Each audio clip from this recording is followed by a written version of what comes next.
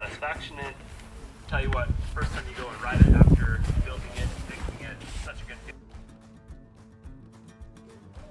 My name's Ethan, and here's my 1993 YZ80.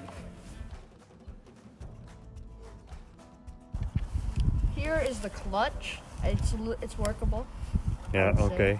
It goes all the way back, all the way forward, and clip is just broken.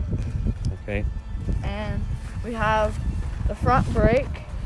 Now, for my age, I think that's reachable. Maybe.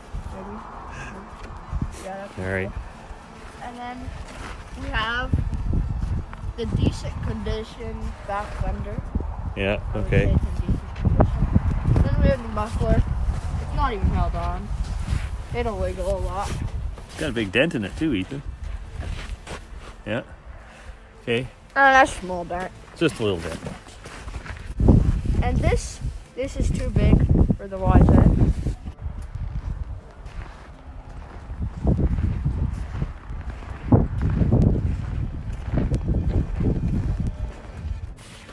Yeah.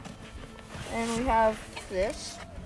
I'm pretty sure if I rode with it, it'd go flying. And you have the long back wheel.